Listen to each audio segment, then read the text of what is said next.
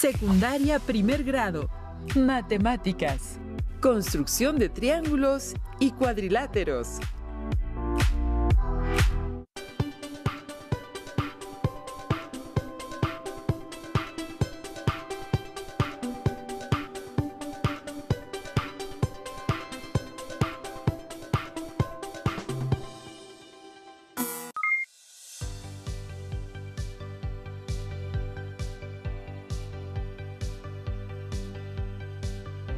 Bienvenidas y bienvenidos. Nos es muy grato volver a compartir con ustedes esta sesión de matemáticas para primero de secundaria. Mi compañero, el profesor Juan Carlos Martínez Cortés, y yo, Alejandro Sandoval Santana, trabajaremos junto a ustedes estudiando un tema importante para el desarrollo del pensamiento geométrico, con el interés de que puedan aprender a través de este espacio. Así es, estimadas alumnas y estimados alumnos. Les agradecemos su atención y les recordamos que el estudio es la base del éxito. Les sugerimos tomar nota de cada una de las actividades que les presentaremos y, si lo consideran necesario, pueden volver a ver la sesión para aclarar las dudas no resueltas. Iniciamos. En esta sesión trabajaremos con mayor profundidad un tema de geometría referente a la construcción de triángulos y cuadriláteros, así como la aplicación en algunos casos de criterios de congruencia. Les recomendamos tener cerca de ustedes su cuaderno o, en su defecto, hojas reutilizables, lápiz, goma, transportador, regla, compás y su libro de texto de la asignatura de matemáticas. En caso de tener discapacidad visual, preparen hojas Leyer, punzón y regleta. Las hojas reutilizables, así como el compás y la regla, les serán de utilidad en esta sesión, ya que aprenderemos a construir cuadriláteros e identificaremos algunas características tanto de este tipo de figuras como de los triángulos. Analicemos el siguiente ejemplo, en el que podemos observar la construcción de un cuadrilátero, junto con la obtención de los ángulos interiores de triángulos y cuadriláteros. Don Miguel trabaja en una vidriería. Hace unos días, un cliente le solicitó realizar 20 piezas de espejos cuadrados para colocarlos en su sala. Para no equivocarse al realizar los cortes, don Miguel primero hizo un boceto, es decir, un esquema en papel, para después replicarlo en el vidrio. Alumnas y alumnos, les sugerimos anotar las siguientes preguntas para reflexionar. ¿Cuánto deben medir los ángulos internos de la figura para que sea un cuadrado? ¿Qué figura deberá tomar como base para construir el cuadrado? Primero contestemos la segunda pregunta. Don Miguel puede utilizar un círculo e inscribir el cuadrado dentro de este, es decir, que los vértices del cuadrado queden sobre la circunferencia, como pueden ver en la figura. A don Miguel no le especificaron la medida de los espejos. El cliente solo le comentó que los quería de un tamaño regular, para que lucieran bien en su sala, por lo que don Miguel decidió realizar su circunferencia con un radio de 10 centímetros. Vamos a replicarlo para construir el cuadrado. Alumnas y alumnos, les sugerimos usar un compás. En este caso trazaremos una circunferencia con un radio de 10 centímetros. Para construir el cuadrado, don Miguel ha utilizado su regla, trazando un diámetro de forma vertical, pues sabe que el diámetro es el segmento de recta que pasa por el centro del círculo, tocando dos puntos de la circunferencia. Al primer punto lo nombraremos A y al segundo punto lo representaremos con la letra C. Después trazó otro diámetro perpendicular al primero, lo que formó 4 ángulos de 90 grados en el centro del círculo. A los ángulos que se formaron entre las rectas perpendiculares se le conoce como ángulos centrales. Al punto que se encuentra en la parte izquierda lo llamaremos B y al de la derecha D. Ya casi está terminado el cuadrado. Ahora solo uniremos los puntos A con B, B con C, C con D y por último D con A. Ya que tenemos el cuadrado y para dar respuesta a la primera pregunta, ¿cuánto deben medir los ángulos internos de una figura para que sea un cuadrado? Debemos analizar las siguientes características del cuadrado. Esta figura tiene lados paralelos 2 a 2. El cuadrado es un caso especial del rectángulo, ya que es un rectángulo equilátero. De acuerdo a estas características, podemos decir que el cuadrado es un paralelogramo y forma parte de la familia de los cuadriláteros. Para dar respuesta, mencionamos que sus 4 ángulos internos son rectos, es decir, los ángulos interiores del cuadrado miden 90 grados, igual que los ángulos centrales que se forman al trazar sus diagonales. Muy bien. Ahora, don Miguel ya podrá realizar los espejos con forma de cuadrado para entregárselos a su cliente. ¿Cuál es la suma de los ángulos interiores de esta figura? Sabemos que los ángulos internos de un polígono son aquellos que se forman por dos lados que tienen un vértice en común. Analicemos algunas propiedades de los cuadrados. Como podemos observar en la figura, el cuadrado tiene 4 ángulos interiores que miden 90 grados. Así que para contestar a la pregunta, ¿cuál es la suma de los ángulos interiores del cuadrado? Únicamente multiplicaremos 90 grados por 4, lo que nos da como resultado 360 grados. Alumnas y alumnos, ¿cómo podríamos encontrar esta suma si no conociéramos la medida de los ángulos interiores? Podemos dividir el cuadrado en triángulos. Si trazamos una diagonal dentro del cuadrado, ¿en cuántos triángulos quedará dividido? Muy bien, en 2 triángulos, y como hemos estudiado, la suma de los ángulos interiores de cualquier triángulo es 180 grados. Por lo que, para encontrar la suma de los ángulos interiores del cuadrado, solo multiplicaremos 180 grados por 2, que es igual a 360 grados. Con el ejemplo anterior, pudimos analizar la construcción de un cuadrilátero. Ahora analicemos el siguiente caso. A Sofía le pidieron que construyera un papalote en forma de rombo y que utilizara las siguientes medidas. Su diagonal mayor debe medir 50 centímetros y su diagonal menor será de 30 centímetros. La pregunta es, ¿cuál será la suma de los ángulos interiores del papalote? Les sugerimos, alumnas y alumnos, que anoten las principales características del rombo para que las tengan presentes. Atención en la siguiente imagen. El rombo, al igual que el cuadrado, tiene 4 lados con la misma longitud. Los lados opuestos son iguales y paralelos. Por ello, también es un paralelogramo. Sus diagonales se intersecan formando 4 ángulos de 90 grados. Aunque a diferencia del cuadrado, sus ángulos internos son iguales 2 a 2. Ahora encontremos la suma de los ángulos interiores del papalote. ¿Cuántos triángulos se pueden formar dentro del rombo al trazar una de sus diagonales? Muy bien, 2 triángulos, por lo que para encontrar la suma de los ángulos interiores del papalote, multiplicaremos 180 grados por 2, lo que es igual a 360 grados. Analizando esta situación podemos determinar que la suma de los ángulos interiores de cualquier cuadrilátero siempre será 360 grados. Ya que conocemos algunas características del rombo, veamos lo que tiene que hacer Sofía para trazar su papalote. Para trazar un rombo, cuando se conocen las medidas de sus diagonales, se realiza lo siguiente. Se traza un segmento de B, la medida de la diagonal mayor. En este caso será de 50 centímetros. Después se traza la mediatriz del segmento AC.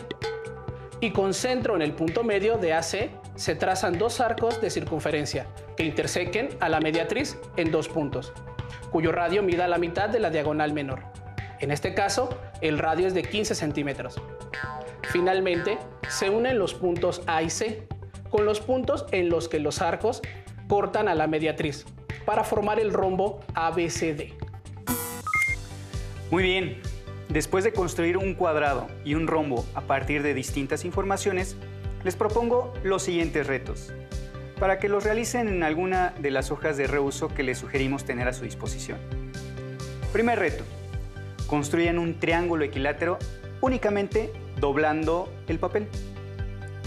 Segundo reto, usando únicamente un compás y una regla, construyan un cuadrado. Muy ingenioso, profesor. ¿Sabes? Ahora me viene a la mente un dato que me gustaría compartirles. Los griegos, los egipcios y en general las culturas antiguas fueron grandes geómetras, sin contar con todos los instrumentos que hoy en día conocemos. Aún así, aportan una cantidad significativa de conocimiento matemático y geométrico. ¡Qué interesante! Y seguramente se preguntarán cómo le hacían para trazar un triángulo. Por ejemplo, el triángulo equilátero, que les mostraré cómo podemos hacerlo con una hoja de papel. Preparen su hoja y vayan siguiendo cada uno de los pasos. Primero, doblaremos de la siguiente forma la hoja.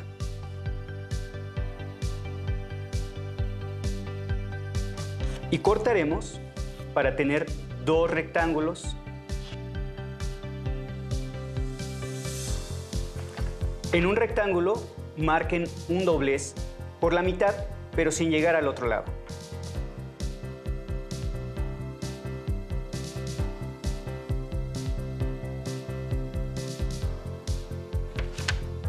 Tomamos la esquina del rectángulo y la doblamos hasta el lugar donde se encuentra el doblez, cuidando que llegue hasta la esquina opuesta a la que tomamos.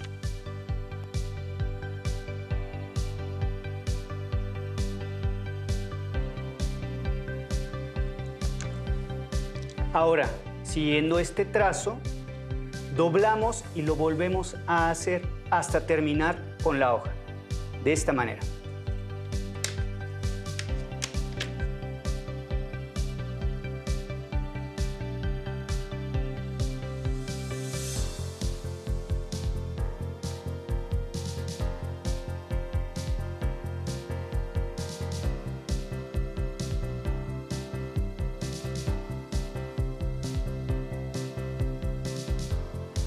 Y observen que tenemos un triángulo equilátero.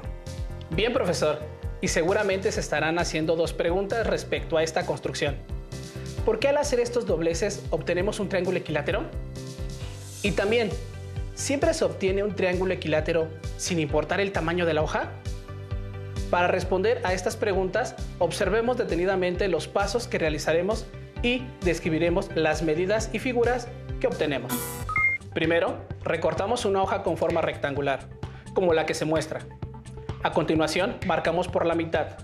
Al hacer esto, podemos observar la siguiente característica. Las esquinas nos dan un ángulo de 90 grados. Después, tomamos una de las esquinas de la hoja y la doblamos hasta que coincida con la marca que habíamos hecho, y que este trazo llegue hasta la otra esquina. Observen que, al utilizar el transportador, encontramos la medida de este ángulo, que es de 30 grados. Muy bien, profesor. Con esta información obtenemos un dato importante, ya que podremos conocer otro ángulo que resulta fundamental porque a partir de ahí doblamos y obtenemos el triángulo equilátero. Veamos de qué estoy hablando. Observen el triángulo. De este ya contamos con dos datos.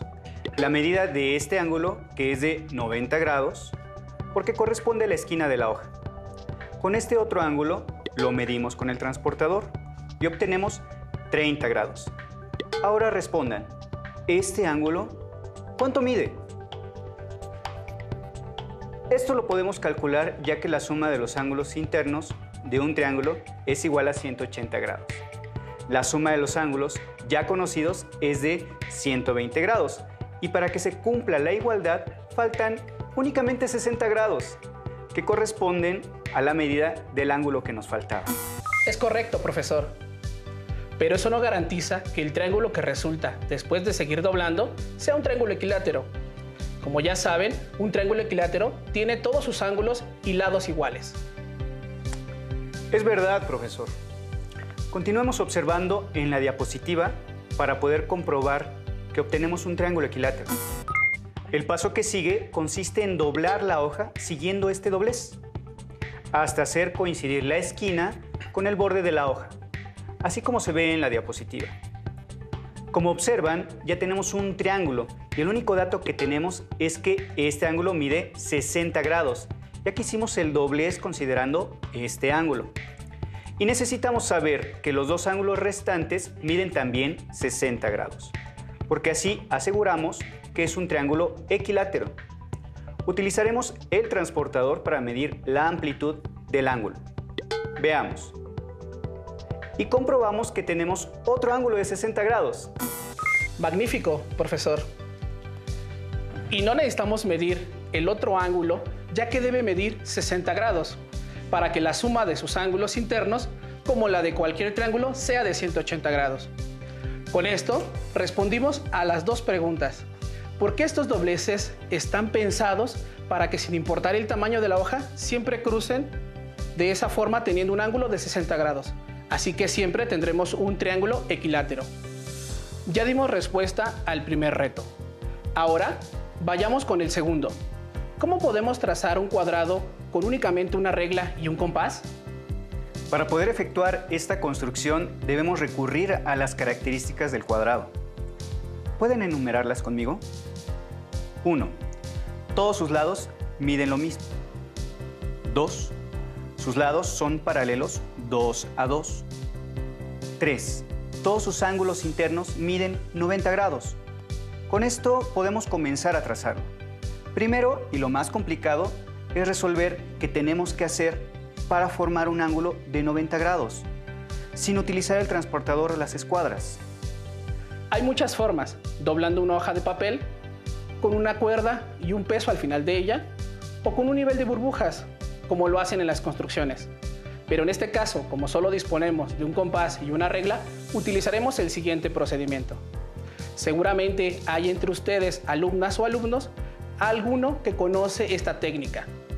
Desde casa, sigan los pasos y tracen su propio cuadrado.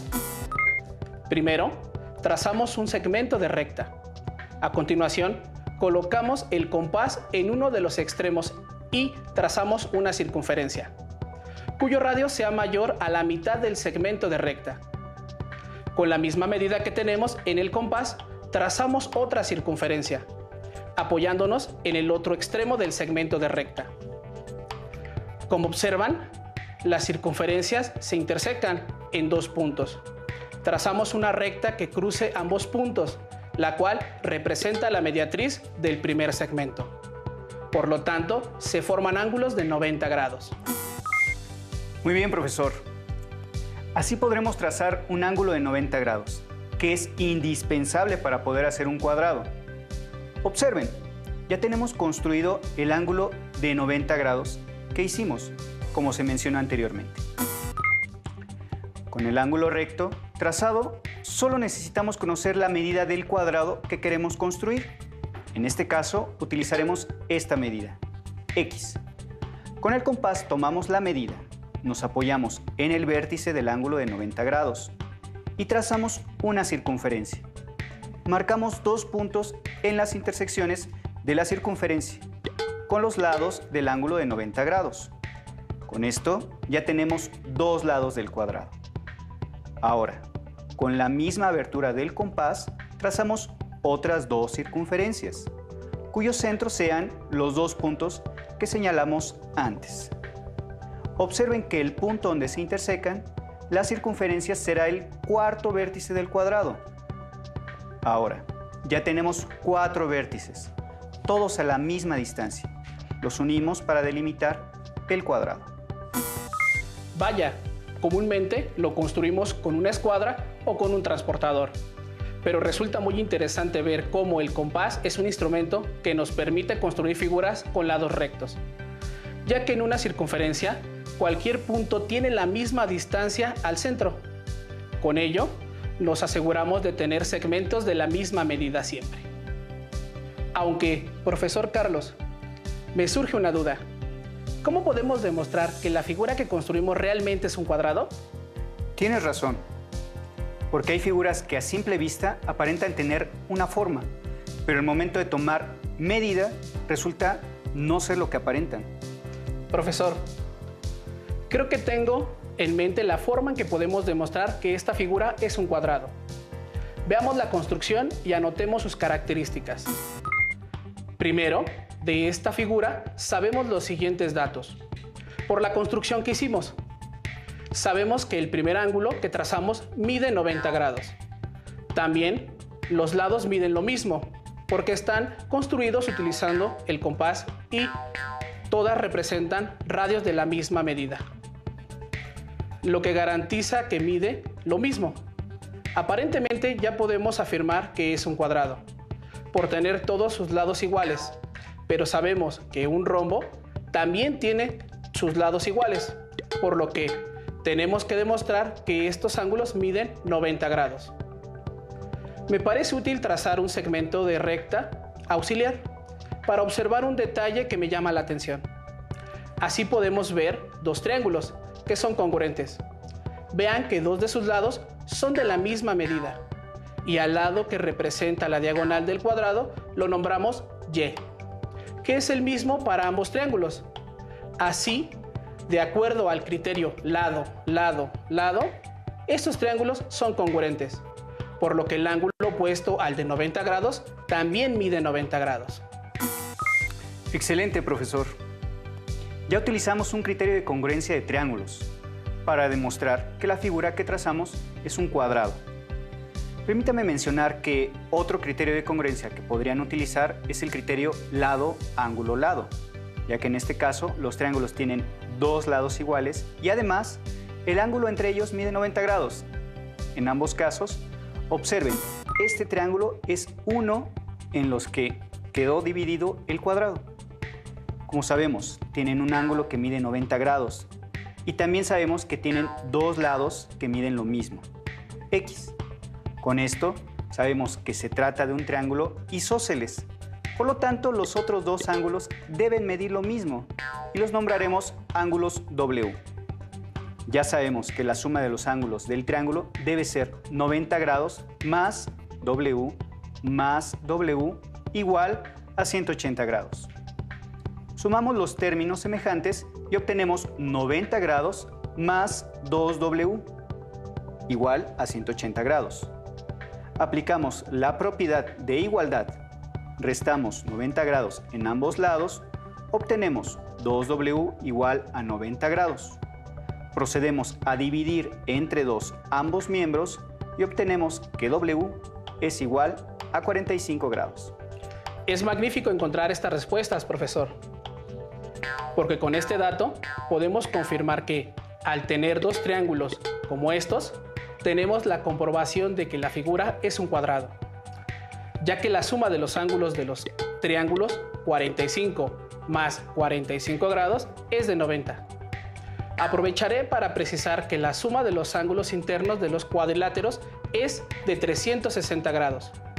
O también lo podemos demostrar sabiendo que, por tener cuatro ángulos de 90 grados, al multiplicar obtenemos 360 grados.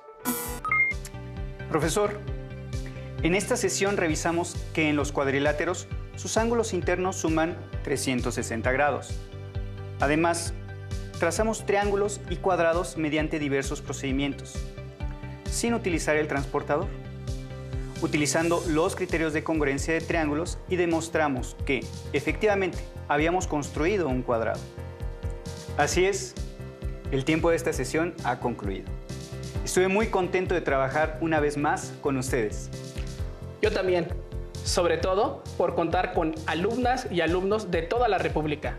Fue un gusto acompañarles en este viaje de conocimiento por el mundo de las matemáticas. Si tienes dudas o necesitas ayuda, llama al Centro de Apoyo Pedagógico a Distancia. El número de teléfono para secundaria es el 55 36 01 71 23. Si requieres consultar los libros de texto en versión digital, recuerda que los puedes encontrar en la página conalitec.cep.gov.mx.